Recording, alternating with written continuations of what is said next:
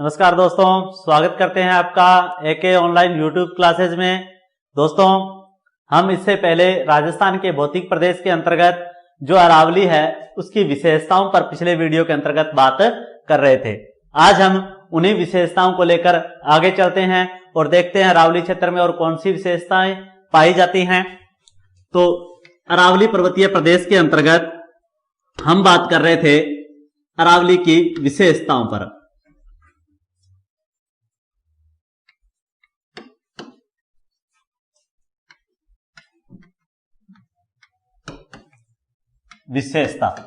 विशेषताओं के अंतर्गत दोस्तों हमने सबसे पहले बात की थी कि अरावली जो है वो राजस्थान के कुल भौतिक जो क्षेत्रफल है उसके अंतर्गत 9% क्षेत्र पर फैली हुई है और यहां लगभग 10% जनसंख्या पाई जाती है। फिर हमने बात की कि अरावली विश्व की सबसे प्राचीनतम पर्वतमाला है, जबकि अगर आपसे पूछे कि अरावली से पहले कोई अगर चट्टान थी क्या गोंडवाना लैंड से पहले, तो आर्कियन क्रम की चट्टानें पाई जाती थी। मैंने उन 7 चट्टानों के बारे में आपको क्रमबद्ध जानकारी जो है वो पिछले वीडियो में उपलब्ध करवाई है और साथ ही बताया कि किस प्रकार की चट्टानों में कौन कौन से खनिज जो है वो पाए जाते हैं।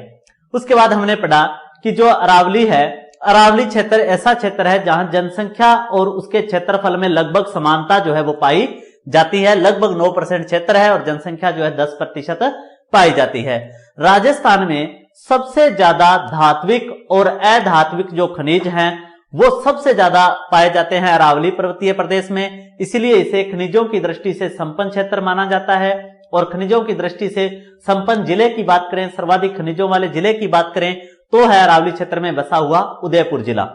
उसके बाद हमने बात की कि जो अरावली क्षेत्र है यहां राजस्थान में सबसे ज्यादा जो जनजातियां हैं वो अरावली क्षेत्र में निवास करती हैं। कौन कौन सी जनजातियां कहां कहां निवास करती हैं वो मैंने आपको पिछले वीडियो में बताया हुआ है, आप वहां से देख सकते हैं।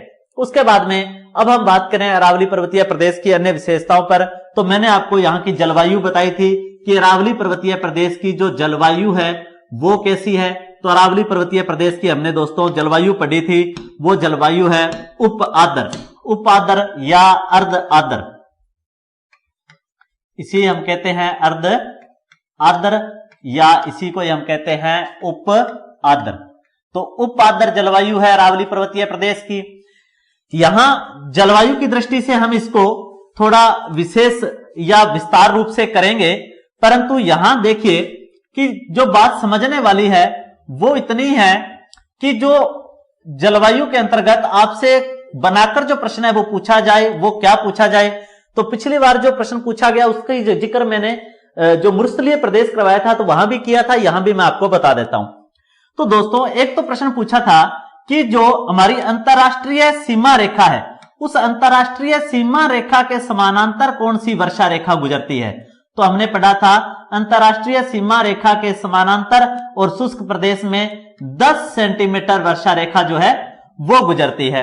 उसके बाद में हमने पढ़ा दोस्तों एक 25 सेंटीमीटर वर्षा रेखा को, 25 सेंटीमीटर वर्षा रेखा। 25 सेंटीमीटर वर्षा रेखा क्या करती है कि पश्चिमी शुष्क भौतिक प्रदेश को या शुष्क क्षेत्र को इस अर्ध शुष्क क्षेत्र से अलग करती है। ये वाला जो क्षेत्र है अर्ध शुष्क अरावली के पास वाला, इस अर्ध शुष्क क्षेत्र से अलग करती है। तो यानी शुष्क मरुस्थल को अर्ध शुष्क से अलग करने वाली कौन सी वर्षा रेखा है, 25 सेंटीमीटर वर्षा रेखा।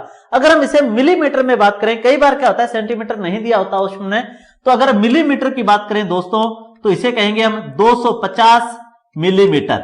250 मिलीमीटर जो वर्षा रेखा है वो क्या करती है, 250 मिलीमीटर जो वर्षा रेखा है वो क्या करती है, शुष्क मरुस्थल को अर्ध शुष्क से अलग करने का कार्य करती है। उसके बाद में कल मैंने आपको अरावली पर्वतीय प्रदेश के अंतर्गत बताया कि यहां पर 50 सेंटीमीटर से लेकर लगभग 60 सेंटीमीटर तक वर्षा होती है।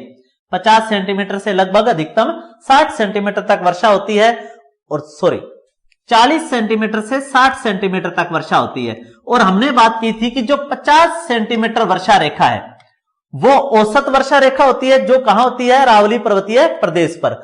अब यहां जो प्रश्न बनता है वो ऐसे बनता है कि राजस्थान को लगभग 2 समान भागों में बांटने वाली, जैसे ये भाग हो गया पूर्वी राजस्थान और ये भाग हो गया पश्चिमी राजस्थान, दो समान भागों में बांटने वाली समवर्षा रेखा कौन सी है? तो वह समवर्षा कहां होती है? अरावली प्रदेश में होती है। और वह समवर्षा रेखा क्या है? तो वह समवर्षा रेखा है दोस्तों 50 सेंटीमीटर समवर्षा रेखा राजस्थान को लगभग दो समान भागों में बांटती है। इसी प्रकार का जो प्रश्न है वो फर्स्ट ग्रेड में पूछा गया था पिछली बार। उसमें यह प्रश्न पूछा था 2018 में कि जो मरुस्थल है, इस मरुस्थल की पूर्वी सीमा कौन सी समवर्षा रेखा है? तो दोस्तों हमने बात की कि जो शुष्क मरुस्थल है यहां लगभग 10 सेंटीमीटर से 20 सेंटीमीटर वर्षा होती है, जबकि अर्ध शुष्क की बात करें यहां 20 से लेकर 40 सेंटीमीटर वर्षा होती है और अरावली क्षेत्र में होती है 40 से लेकर 60 सेंटीमीटर तक वर्षा। तो अब यहां आप गौर कीजिए कि जो अधिकतम अरावली के समीपस्थ मरुस्थल की पूर्वी सीमा है वो है 40 सेंटीमीटर वर्षा रेखा। 40 सेंटीमीटर वर्षा रेखा जो है वो इस मरुस्थल की पूर्वी सीमा है। ये प्रश्न पूछा गया था पिछली बार, जिसमें कई लोग जो कंफ्यूजन हो गए थे और उसमें ऑप्शन के अंदर 25 सेंटीमीटर वर्षा भी दी हुई थी, तो उस आधार पर इसको ये कर दिया था। तो आप ध्यान रखें, अरावली क्षेत्र में औसतन वर्षा 50 सेंटीमीटर होती है, जो राजस्थान को लगभग दो समान भागों में विभक्त करती है। हमने इस क्षेत्र में वनों की बात की थी कि यहां पर मिश्रित पतझड़ प्रकार के वन पाए जाते हैं। विशेष डिटेल जो है उसकी वो अपने जब वन टॉपिक करेंगे तो उस वन और वनस्पति टॉपिक के अंतर्गत पढ़ेंगे। तो यहां मिश्रित पतझड़ प्रकार के वन पाए जाते हैं और सबसे ज्यादा मिश्रित पतझड़ प्रकार के वन ही राजस्थान में पाए जाते हैं। अगर पेड़ों की बात करें तो सबसे ज्यादा राजस्थान में वृक्षों की संख्या है धोकड़ा वृक्ष की, जबकि पश्चिमी राजस्थान में बात करें तो ज्यादा जो वृक्ष हैं वो है खेजड़ी के। अगर ऑल ओवर राजस्थान में पूछे तो सबसे ज्यादा धोकड़ा के वृक्ष पाए जाते हैं, धोकड़ा के वृक्ष पाए जाते हैं। टोंक कोटा क्षेत्र के अंदर ये वृक्ष अधिक है और मिश्रित पतझड़ वनों में इनकी सबसे ज्यादा संख्या है। अगर हम पश्चिमी राजस्थान की बात करें तो वहां सबसे ज्यादा पाया जाने वाला वृक्ष है खेजड़ी, जो राजस्थान का क्या है, राज्य वृक्ष है, राजस्थान का कल्प वृक्ष भी कहते हैं। और इस खेजड़ी वृक्ष की जो सर्वाधिक प्रधानता है वो है राजस्थान में सर्वाधिक कहां पाया जाता है, शेखावाटी क्षेत्र में पाया जाता है। राजस्थान में शेखावाटी क्षेत्र में सबसे ज्यादा खेजड़ी वृक्ष पाया जाता है। इसके बाद पश्चिमी मरुस्थल में रोहिड़ा वृक्ष जो है उसकी प्रधानता है, जिसे हम मारवाड़ टीक वगैरह या मरुस्थल का सागवान भी कहते हैं, जिसके फूल को राजस्थान का राज्य पुष्प घोषित किया गया है। तो राज्य पुष्प जो है वो किसका फूल है? तो राज्य पुष्प जो है वो रोहिड़े का फूल है। रोहिड़ा नहीं है खुद, रोहिड़े का फूल। तो रोहिड़ा का फूल जो है वो राजस्थान का राज्य पुष्प है। लगभग केसरिया पीला कलर का जो ये पुष्प होता है। तो ये हमने अरावली की विशेषताएं की। इसके बाद में अरावली क्षेत्र से जो नदियां उद्गमित होती हैं वो भी क्या है, अरावली की विशेषताओं के अंतर्गत आती हैं। कौन कौन सी नदियां जो हैं वो अरावली क्षेत्र से उद्गमित होती हैं, हम उन पर बात करते हैं। तो अरावली क्षेत्र से उद्गमित होने वाली नदियां, अरावली क्षेत्र से उद्गमित होने वाली नदियां,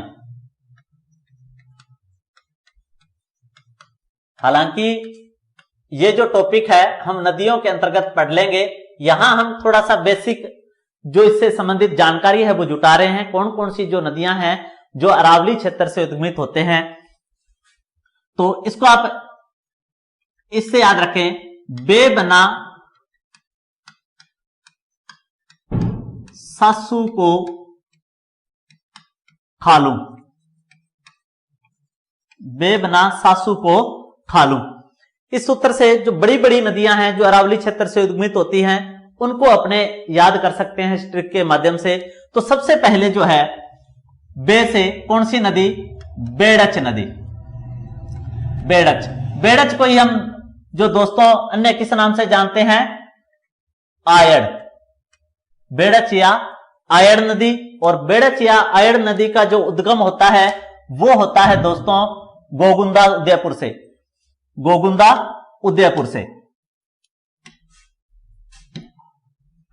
गोगुंदा उदयपुर। तो गोगुंदा की पहाड़ियां उदयपुर में हैं और गोगुंदा उदयपुर से बेड़च या आयड़ नदी का उद्गम होता है और ये गोगुंदा जो है अरावली में बसा हुआ है। इसी गोविंदा में महाराणा प्रताप का राज्याभिषेक जो है वो हुआ था।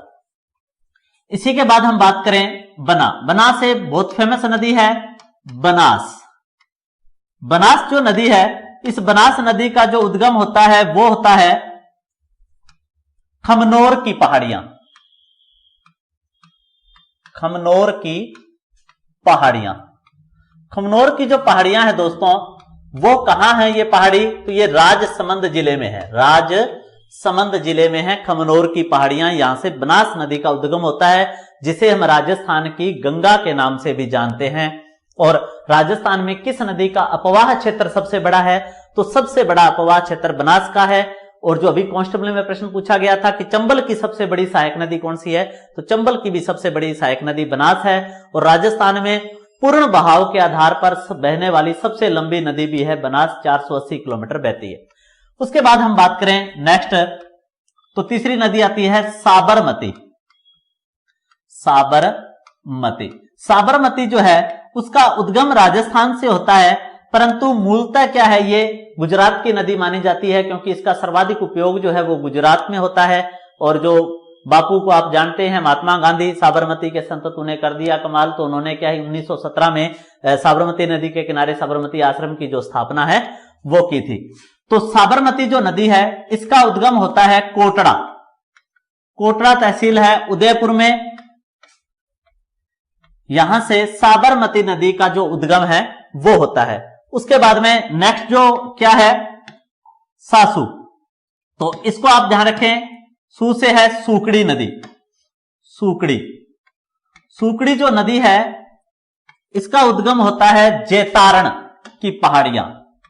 जैतारण की पहाड़ियां, और ये कौन से जिले में है? पाली जिले से इसका उद्गम होता है, जिससे संबंधित भी कांस्टेबल में प्रश्न पूछा गया था कि जो बांकड़ी बांध है वो राजस्थान में किस जिले में स्थित है? तो बांकड़ी बांध जो है वो सूकड़ी नदी पर जालोर जिले में बनाया गया है, और ये लूणी की सहायक नदी है। इसके बाद हम बात करें नेक्स्ट उद्गमित होने वाली नदी, तो ये को इसमें साइलेंट है दोस्तों। खा से जो है दोस्तों वो है खारी नदी। खा से है खारी नदी। खारी जो नदी है वो राजस्थान में 2-3 नदियां हैं इस नाम से, जब नदियां करेंगे तो मैं उनके बारे में बता दूंगा आपको। खारी नदी का उद्गम होता है राजस्थान में बिजराल गांव की पहाड़ियों से। बिजराल गांव की पहाड़ियां, और बिजराल गांव की पहाड़ियां जो है वो राजस्थान में राजसमंद जिले में है। तो साथ ही ये जो पहाड़ियां जिनका मैं अभी यहां जिक्र कर रहा हूं वो दोस्तों अरावली की गोंड पहाड़ियां हैं। इनके बारे में भी प्रश्न पूछा जाता है, जैसे उदयनाथ की पहाड़ियां कौन से जिले में है, कालिंजरा की पहाड़ियां कहां पर है, गोगुंदा की, खमनोर की, जैतारण की पहाड़ियां, बिजराल गांव की, हर्षनाथ की पहाड़ियां, तो उनपे भी मैं आपसे, जैसे तातापानी पहाड़ी है, नागपानी पहाड़ी है, तो उनके बारे में पूछा जाता है। तो जो खारी नदी है, खारी नदी का उद्गम होता है बिजराल गांव की पहाड़ियां, राजसमंद जिले से, ये भी अरावली से उद्गमित होती हैं। और अंतिम बात करें तो दोस्तों अंतिम जो शब्द है उससे है लूणी नदी। लूणी, और लूणी नदी का उद्गम आप सभी जानते हैं, बहुत चर्चित नदी है लूणी, और लगभग जो प्रश्न है लूणी पर वो पूछा ही जाता है राजस्थान में। लूणी नदी का उद्गम होता है नाग पहाड़ से, और आपने नाग पहाड़ चोटी पढ़ी होगी, तो नाग पहाड़ चोटी हमने पढ़ी थी अजमेर से, तो अजमेर में नाग पहाड़ से उद्गमित होती है लूणी नदी।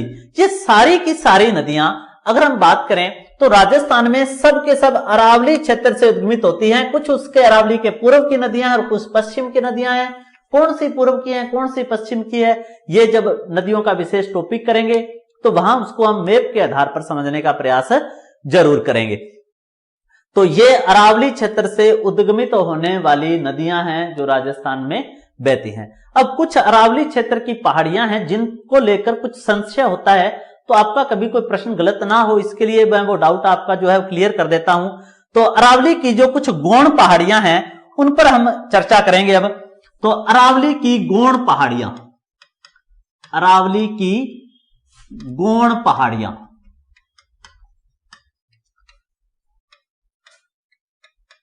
गौण पहाड़ियां वे पहाड़ियां हैं दोस्तों जो अरावली के मुख्य क्षेत्र से या मुख्य श्रृंखला से हटकर है। जैसे बहुत सिंपल सा उदाहरण देना चाहूंगा कि जैसे गेहूं का हम घर पे आटा बनाने के लिए गेहूं को छानते हैं, अलग अलग करते हैं, तो जो गेहूं का छाजा होता है जिसको छालना भी कह देते हैं, उससे जब हम गेहूं को धरती पे डालते हैं नीचे की ओर, तो कुछ जो गेहूं है उसकी एक ढेरी बन जाती है उसके नीचे बिल्कुल, और कुछ गेहूं होती है जो छिटक कर इधर उधर चली जाती है।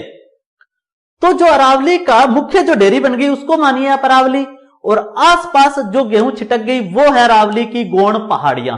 तो इसी प्रकार अरावली के आसपास जो पहाड़ियां पाई जाती हैं वो अरावली की क्या है, गौण पहाड़ियां हैं। ये उदाहरण आप पानी से भी ले सकते हैं कि आपने पानी जमीन पर डाला तो कुछ पानी की बूंदे हैं वो उठकर थोड़ा आगे की ओर गिरती हैं और मुख्य पानी एक जगह गिर जाता है, तो वो जो बूंदे आसपास चली गई वो भी इसमें क्या कहेंगे, गौण पहाड़ियां।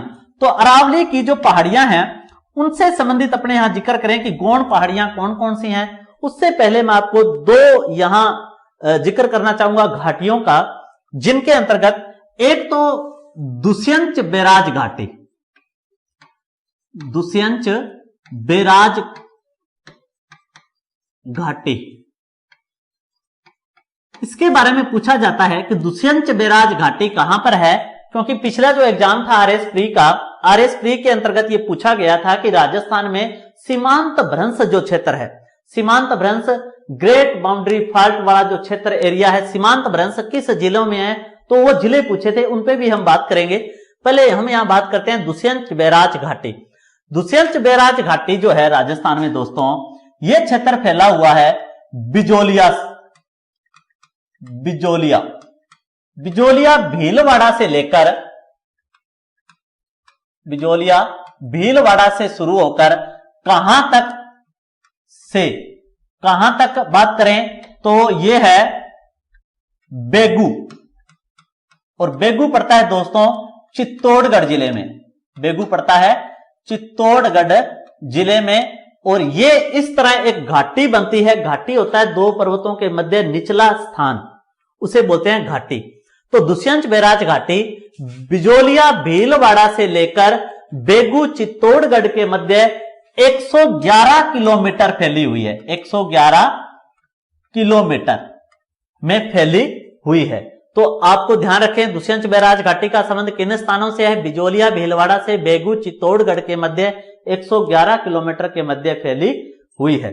उसके बाद हम बात करें सीमांत भ्रंश क्षेत्र की, तो मैं साथ ही जिक्र आया तो यहां उसकी चर्चा जरूर करूंगा। सीमांत भ्रंश क्षेत्र,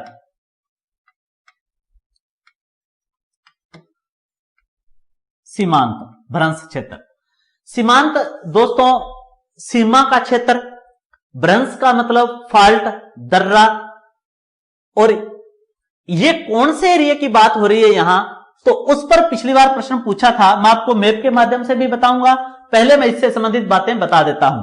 तो अरावली जो क्षेत्र है दोस्तों, अरावली क्षेत्र में ये कहां पाए जाते हैं, तो राजस्थान में कोटा, बूंदी, सवाई माधोपुर, सवाई माधोपुर, करौली, और जो धौलपुर का क्षेत्र है, इस क्षेत्र को सीमांत भ्रंश क्षेत्र के नाम से जानते हैं। अब ये जो भ्रंश शब्द है इससे संबंधित आपके मन में कई सवाल हो रहे होंगे। जैसे जब आप इंडियन ज्योग्राफी हम पढ़ेंगे भारत की नदियां, तो उसके अंदर हम पढ़ते हैं कि भ्रंश क्षेत्र से गुजरने वाली भारत की सबसे लंबी नदी कौन सी है। तो ये भ्रंश क्या होता है, भ्रंश का मतलब क्या है दोस्तों कि ये कोई पहाड़ी क्षेत्र है, इस तरह ये पहाड़ी क्षेत्र है, दो पहाड़ों के मध्य या दो पठारों के मध्य ऐसा संकीर्ण क्षेत्र जहां से नदी गुजरती है और वह अपनी इच्छा से अपना मार्ग परिवर्तन नहीं कर सकती। जैसे आप देखिए कि अगर मैं यहां जिक्र इंडिया का कर रहा होता, भारतीय मैप का, तो उसके अंतर्गत आप देखिए कि यह भारतीय मैप है,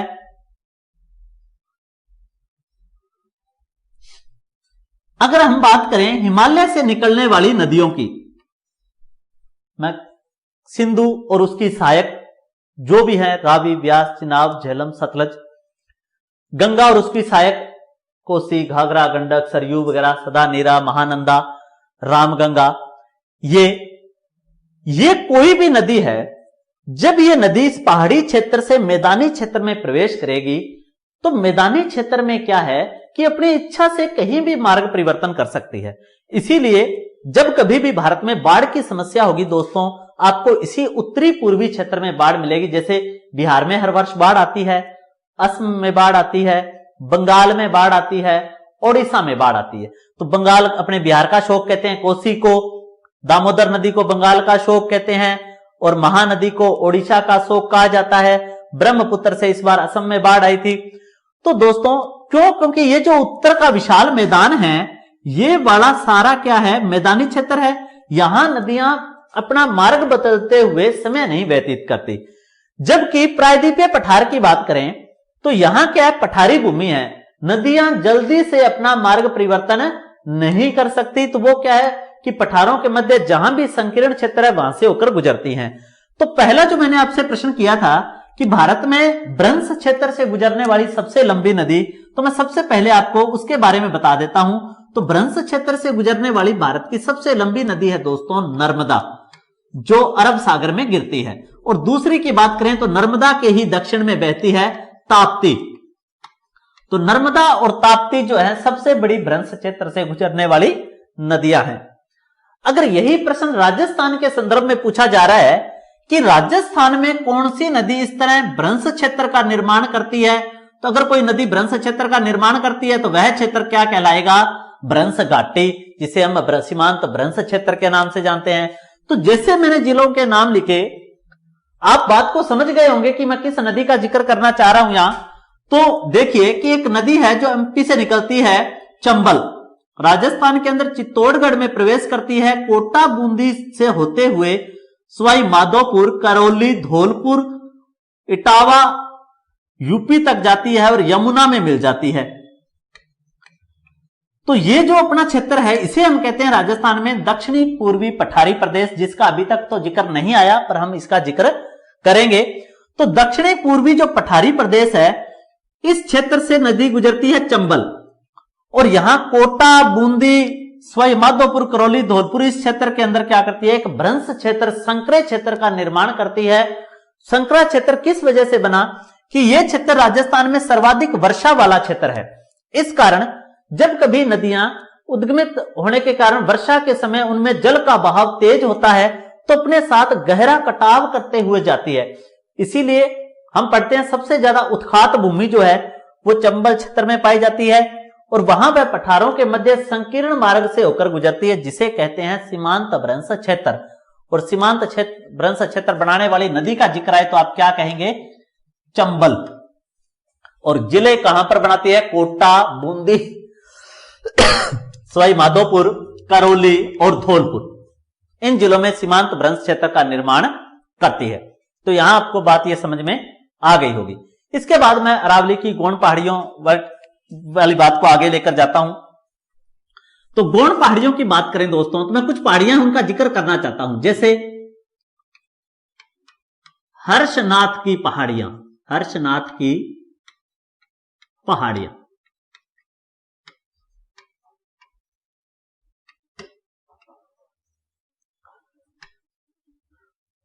हर्षनाथ की पहाड़ियां कहां पर है? तो आपको बिल्कुल सिंपल लग रहा होगा कि हर्षनाथ की पहाड़ियां, और सब जानते हैं इसके बारे में।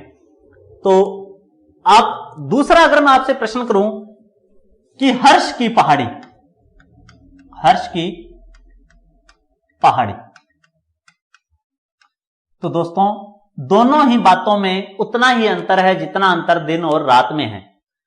जो हर्षनाथ की पहाड़ियां हैं दोस्तों वो राजस्थान के अलवर डिस्ट्रिक्ट में है। राजस्थान के अलवर डिस्ट्रिक्ट में है हर्षनाथ की पहाड़ियां। यह भी अरावली का ही भाग है। जबकि हम हर्ष की पहाड़ी की बात करें तो हर्ष की पहाड़ी है सीकर में। हर्ष की पहाड़ी है सीकर में, जिस पर हर्ष भैरव का मंदिर जो है वो बना हुआ है। तो दोनों ही बातें ध्यान रखें, हर्षनाथ की पहाड़ियां अलवर में हैं और हर्ष की पहाड़ी सीकर में है। इसके अलावा हम बात करें एक नागपाणी की पहाड़ी। नागपाणी की पहाड़ी, तो नागपानी की जो पहाड़ियां हैं दोस्तों वो कहां पर है? तो नागपानी की पहाड़ियां राजस्थान के उदयपुर जिले में है, उदयपुर जिले में है। ये भी आप ध्यान रखें, जिन पर विशेष रूप से अभी तक कभी प्रश्न आया नहीं है परंतु प्रश्न पूछा जा सकता है, तो आप इसको भी ध्यान में रखें। नागपानी की पहाड़ियां जो है वो कहां पर है? उदयपुर में है। इसके बाद में विभिन्न जिलों की कुछ पहाड़ियां हैं जिनका हम समानांतर अभी जिक्र करते हुए जा रहे हैं। गोगुंदा की, जैतारण की पहाड़ियां वगैरह, और जो भी हमने चोटियां की हैं वो सभी क्या है? उस क्षेत्र के अंदर पाई जाने वाली पहाड़ियां हैं। और जो अरावली के पश्चिमी पहाड़ियां, जसवंतपुरा की, जालोर पर्वत, और जो पश्चिम की ओर ग्रेनाइट पर्वत है उससे हम संबंधित बात कर चुके हैं। मैंने आपको पश्चिमी राजस्थान से संबंधित जो सबसे ऊंची चोटी है डोरा पर्वत, उसका भी जिक्र किया था। आपके लिए यह प्रश्न है कि जो डोरा पर्वत है वह पश्चिमी राजस्थान की सबसे ऊंची चोटी है। यह डोरा पर्वत किन पहाड़ियों में स्थित है? वो आपको कमेंट बॉक्स में उत्तर देना है कि डोरा पर्वत किन पहाड़ियों में स्थित है। तो नागपानी की पहाड़ी जो है वो कहां पर है? उदयपुर डिस्ट्रिक्ट के अंदर है। इसके अलावा हम बात करें छोटी पहाड़ियों की, तो जयपुर क्षेत्र में जैसे बिज्जक डूंगरी है, गणेश डूंगरी है, भीम डूंगरी है, महादेव डूंगरी है। तो मैं सभी का जिक्र कर देता हूं यहां पर। बिज्जक डूंगरी, गणेश डूंगरी, महादेव डूंगरी, भीम डूंगरी,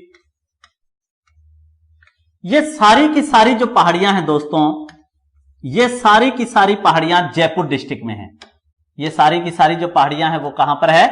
जयपुर डिस्ट्रिक्ट में है। तो इन पर अपने बात करते रहेंगे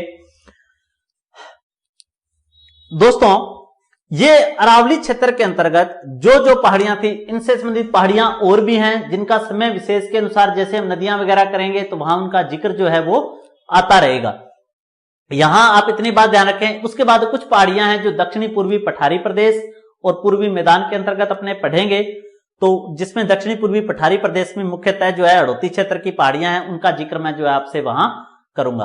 तो दोस्तों अरावली क्षेत्र से संबंधित अगर आपका कोई भी अन्य प्रश्न हो तो वो आप कमेंट बॉक्स में डाल सकते हैं और यथासंभव आपको नेक्स्ट वीडियो में उसका जो उत्तर है वो उपलब्ध करवाया जाएगा। तो इसी के साथ ही ये जो हमारा अरावली टॉपिक है वो पूरा होता है। नेक्स्ट वीडियो में दोस्तों हम जिक्र करेंगे अन्य जो भौतिक प्रदेश रह गए दो, पूर्वी मैदानी प्रदेश और दक्षिणी पूर्वी पठारी प्रदेश पर। धन्यवाद। जय हिंद, जय भारत।